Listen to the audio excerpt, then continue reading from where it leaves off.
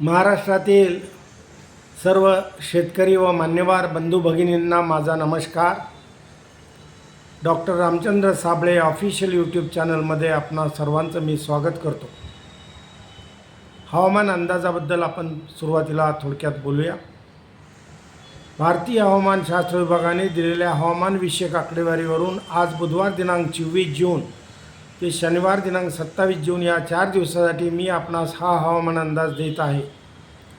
आज दिनांक 24 व उद्या दिनांक 25 रोजी 2 दिवस महाराष्ट्रावरील हवेचे दाब 1004 हेक्टोपास्कल इतके कमी होतील. शुक्रवार दिनांक 26 रोजी महाराष्ट्रावरील हवेचे दाब आणखी कमी होऊन ते 1002 हेक्टोपास्कल इतके कमी होतील. तसेच दिनांक 27 रोजी महाराष्ट्रावर 1004 हेक्टोपास्कल इतका कमी हवेचा दाब राहील. महाराष्ट्रावर हवेच्या कमी दाबाचे क्षेत्र निर्माण झाले असून मान्सूनची वाटचालीस ते अत्यंत पोषक आहे, अनुकूल आहे असं बनलं आहे. आता मान्सूननं जवळपास संपूर्ण महाराष्ट्र व्यापला आहे. थोडाफार भाग उत्तर महाराष्ट्राच्या वरच्या उत्तरेच्या दिशेला राहिलेला आहे, तो आज पूर्ण होईल. विदर्भाचा देखील उत्तरेकडचा थोडा भाग राहिलेला आहे, तोही आज पूर्ण होईल असं वातावरण आहे. या 4 दिवसात सिंधुदुर्ग, रत्नागिरी या जिल्ह्यांमध्ये आज व उद्या 40 ते 60 मिलीमीटर पावसाची शक्यता आहे व उद्या व परवा 20 ते 25 मिलीमीटर पावसाची शक्यता सिंधुदुर्ग आणि रत्नागिरी जिल्ह्यात आहे. रायगड, ठाणे व पालघर जिल्ह्यात कोकणात 20 ते 30 मिलीमीटर प्रतिदिनी पावसाची शक्यता आहे. उत्तर महाराष्ट्रातील सर्वच जिल्ह्यात प्रतिदिनी 4 ते 13 मिलीमीटर पावसाची शक्यता आहे. मराठवाड्यातील सर्वच जिल्ह्यात प्रतिदिनी 5 ते 13 मिलीमीटर पावसाची शक्यता आहे. विदर्भातील सर्वच जिल्ह्यात प्रतिदिनी 5 ते 10 मिलीमीटर पावसाची शक्यता असून पश्चिम महाराष्ट्रातील कोल्हापूर व सातारा जिल्ह्यात 10 ते 15 मिलीमीटर प्रतिदिनी व सांगली व सोलापूर, पुणे, अहिल्यानगर जिल्ह्यात प्रतिदिनी 4 ते 10 मिलीमीटर पावसाची शक्यता आहे. उत्तर महाराष्ट्रात वाऱ्याचा ताशी वेग 15 ते 22 किलोमीटर इतका वाढेल. छत्रपती संभाजीनगर, लातूर, धाराशिव या जिल्ह्यात ताशी 14 ते 16 किलोमीटर वेगाने वारे वाहतील. बुलढाणा, अकोला जिल्ह्यात ताशी 17 ते 18 किलोमीटर वेगाने आणि सोलापूर व अहिल्यानगर जिल्ह्यात ताशी 14 ते 15 किलोमीटर वेगाने वारे वाहणं शक्य आहे. या 4 दिवसात आकाश अंशतः काही भागात पूर्णतः ढगाळ राहील. आता आपण थोडक्यात कृषी सल्ला याबद्दल माहिती घेऊया. शेतात पुरेशी ओल झाल्यानंतर पेरण्या सुरू कराव्यात. पाण्याची सोय असल्यास पेरणीनंतर सारे व पाट पाडावेत. पेरणीसाठी अधिक उत्पादन देणाऱ्या, कमी कालावधीत तयार होणाऱ्या वाणांची निवड करावी. आता हा झाला थोडक्यात कृषी सल्ला. पुरेशी ओल असल्याशिवाय पेरणीची घाई करू नका, पण होईल ओल. आता सुरुवातीच्या टप्प्यामध्ये 29 तारखेपर्यंत पावसाचं वितरण सर्वसाधारणपणे अशा प्रकारे राहील. त्यानंतर मात्र पावसाच्या प्रमाणात वाढ होईल असा माझा अंदाज आहे. त्याबद्दल प्रत्यक्ष पुन्हा रविवारी मी अंदाज देणारच आहे. त्या दिवशी आपण परत एकदा बोलूयात, माहिती घेऊयात. शेतकरी प्रश्नांच्या उत्तरामध्ये अनेक शेतकऱ्यांनी वेगवेगळ्या भागासाठी प्रश्न विचारलेत. खरं असतं की जेव्हा हा महाराष्ट्रासाठी जिल्हावार अंदाज मी देतो तेव्हा असे छोट्या गावचे प्रश्न, कुठेतरी एखाद्या तालुक्याचे प्रश्न विचारणं बरोबर नाही आहे. तरी पण मला राहुरी, अजंठा, देवळा, इल्लानगर, सटाणा, त्याचप्रमाणे शिरूर, उत्तर महाराष्ट्र, भुतेगाव, भंडारा, पाथरी, जळगाव, सांगली, अहिल्यानगर, खान्देश, धाराशिव, परभणी, धुळे, जत, कोल्हापूर या भागात पाऊस कधी होईल, कसा होईल वगैरे विचारले. म्हणजे आयोडी पॉझिटिव्ह होईल का, जून महिन्यात पेरणी होईल का, पावसाची सुरुवात कधी होईल, असे जे प्रश्न आहेत या प्रश्नांची मी आत्ता उत्तरं सगळी दिलेली आहेत. संभाजीनगरला रब्बी हंगामात पाऊस किती पडेल, त्यानंतर पेरणी योग्य पाऊस कधी, दुष्काळ आहे का, बाजरी घेऊन चालेल का, जुलै ऑगस्टमध्ये किती खंड आहेत, तर ऊस लक्ष्मणराव नागरे म्हणतात ऊस आमचा वाळतो आहे, असे अनेक प्रश्न शेतकऱ्यांनी उपस्थित केलेले आहेत.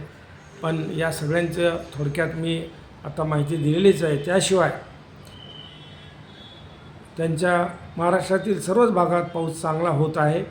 त्यामुळे पावसाबाबत गावनिहाय तालुकानिहाय पावसाच्या अंदाजाची माहिती देण्याची मला आता सध्या आवश्यकता वाटत नाही, कारण आताही मी या पावसाचे अंदाज दिले आहेत. सुरुवातीला पावसाचे आगमन झाले आणि पावसात खंड सुरू झाला. हा खंड मी माझ्या अंदाजात 1 जूनला वर्तवलेला होता. तो सुरुवातीलाच सुरू झाला. यावर्षी 2 मोठे खंड पडतील हे मी सांगितलेलं आहे. त्यातला हा पहिला खंड झालेला आहे. पुढं दुसरा खंड कधी ते मी पुढं आपण सारखे टचमध्ये राहणारच आहोत. पण सध्याला पेरणीलायक पाऊस होऊ शकेल आणि पेरण्या होऊ शकतील असं मला निश्चितपणे वाटतं. कोकणामध्ये भाताची रोपं तयार होऊ शकतील आणि भाताच्या लागणी देखील होऊ शकतील असं मला निश्चितपणे वाटतं. पावसाचं पुनरागमन झालेलं आहे. आता हे का पुनरागमनाची वेळ आली, पाऊस का आला नाही पुढं वेगाने, याची कारणं देखील मी तुम्हाला स्पष्टपणे सांगणार आहे. मी जेव्हा इन्सॅट 3Dचं पिक्चर पाहत होतो, आकाशामधनं ढग कुठल्या दिशेनं वाहत आहेत, बरेचसा भाग हा बंगालच्या उपसागराकडून आणि हिंदी महासागरावरून पश्चिमेच्या दिशेनं ढग वाहत होते. आणि त्याला माझं स्वतःचं मत हे आहे की जे काही इराण युद्ध झालं, इराण अमेरिका युद्ध झालं, त्या युद्धाचा परिणाम देखील या मान्सूनवर येण्याच्या वेळेला झालेला आहे असं माझं स्पष्ट मत आहे. आणि त्यामुळं वारे सगळे दक्षिणेकडे वाहत होते आणि त्यामुळं मान्सूनमध्ये खंड पडला. हे माझं स्वतःचं निदान आहे. या बाबतीत आता जुलै ऑगस्टमध्ये पाऊस कसा होईल वगैरे विचारलं आहे, तर आता तरी सध्याला पाऊस चांगला होईल. पेरण्या करून घेऊया, आपण बोलणारच आहोत. पुन्हा त्याबद्दल आता इतक्या लांबची माहिती देण्याची गरज नाही आहे. हंगाम कसा राहील याबाबतही बोलण्याची वेळ नाही आहे. पाऊस झाल्यानंतर पेरणीसाठी जमिनीत चांगली खोलवर ओल झाल्यानंतर वापसा येताच पेरणी उरकणं आवश्यक आहे. या महिन्याचे 30 तारखेपासून पुढे पावसाचे प्रमाण वाढणे शक्य आहे. चांगल्या पावसाची शक्यता आहे. यापूर्वी 1 जूनला विभागवार पावसाचे अंदाज मी दिले आहेत. त्यावेळेला मी पावसातला खंड देखील सांगितलेला होता. सध्याला पेरण्या होऊन जाऊ द्यात. आपण अशीच पुढील माहिती देत राहू. बारीक खोल जमिनीवर सोयाबीन, मका, कापूस या पिकांच्या पेरण्या कराव्यात. मध्यम खोल जमिनीवर बाजरी, तूर, तिनाशेक या पद्धतीने पेरणी करावी. हलक्या जमिनीवर मूग, उडीद, मटकी, चवळी या पिकांच्या पेरण्या कराव्यात. आता ही झाली माहिती, शेतकऱ्यांच्या प्रश्नांची उत्तरं आणि शेतकऱ्यांना मार्गदर्शन म्हणून दिलेली माहिती. आता शेतकऱ्यांच्या अभिप्रायाबद्दल मी थोडक्यात माहिती घेणार आहे. बऱ्याचशा शेतकऱ्यांनी माझे आभार मानलेत, मला धन्यवाद दिलेत आणि सुंदर माहिती दिली आहे. योग्य माहिती आहे, मार्गदर्शन उपयुक्त आहे, माहिती शेतकऱ्यांना फायदा होतो आहे, असे साधारणपणे शेतकऱ्यांचे या बाबतीतले अभिप्राय आहेत. त्यात प्रामुख्यानं श्री नितीन चौधरी, गजानन दहीभाते, बद्रीनारायण, दिनकर डोंगरे, दत्तात्रय पवार, गणेश पाटील, देवीदास पाटील, अप्पा लाडे, समाधान साबळे, उमेश कदम, सिया चव्हाण, शरद नागटिळक, वीरेन टेनगसे, गजेंद्र आंबेकर यांनी तर मला देवमाणसाची उपमा दिली. तुषार खराटे, सूर्यकांत यादव, रामकिसन अरगडे, भिकाजी दंडाळे, उद्धवराव मगर, दीपक गांगुर्डे, अप्पासाहेब पवार यांनी शेतकऱ्यांचा देवदूत असं म्हटलं आहे. बालाजी मसार, नवनाथ खिलारे, संतोष अभिषेक यांनी देवमाणसाची मला उपमा दिली. श्री प्रवीण पाटील यांनी देव आहात असं म्हटलं आहे. अजिनाथ लहाने, राजाभाऊ गिरे, देवीदास घनवट यांनी देवमाणूस आहात असं म्हटलं आहे. तुकाराम मुंडे, वसंत पावले, लक्ष्मीकांत भाले, ज्ञानेश्वर कारंडे, बाबाजी खर्डे, किशोर कनवले, राणा प्रताप पावले, अशोक भुतेकर, धनंजय निकट, कैलास जाधव, श्रीकांत तेलरंदे, मस्कू राऊत, संजय जाधव, सूरज निपाणीकर, दिवाकर मांढरे, गायक डांगे, दीपक चव्हाण, दीपक चापके, श्री किरण आणि वाळवावरून दत्तात्रय पाटील यांनी तर बरीचशी माहिती, मी जेव्हा तिथं गेलो होतो तिथं कारखान्यावरती तेव्हा माझं भाषण झालं होतं त्याबद्दलही उल्लेख केला आहे. राजाम थोरवे, ज्ञानेश्वर भगत यांनी शेतकऱ्याचा आधारदंभ भगतनी म्हटलं आहे. वसंत नागोडे, भाऊसाहेब जाधव, बाळ चव्हाण या सर्वांनी मला धन्यवाद दिलेत. त्यांच्या काही प्रश्नही सांगितलेत. त्याचबरोबर प्रसाद पांडे, दीपक मगर, बाळासाहेब खर्डे, देवीदास संजय गावडे, रघुनाथ जगताप, तुषार अवगन, सचिन राऊत, सुनील फाळके, राम शिंदे यांनी मला तब्येतीची काळजी घ्या म्हटले. विदेश दांगट, अंदाज अचूक असतात असं म्हटले. आणि कांतीलाल वळवी हे माझे विद्यार्थी आहेत, त्यांनी देखील मला माझे आभार मानलेत. मी तुमच्या सर्वांना धन्यवाद देतो.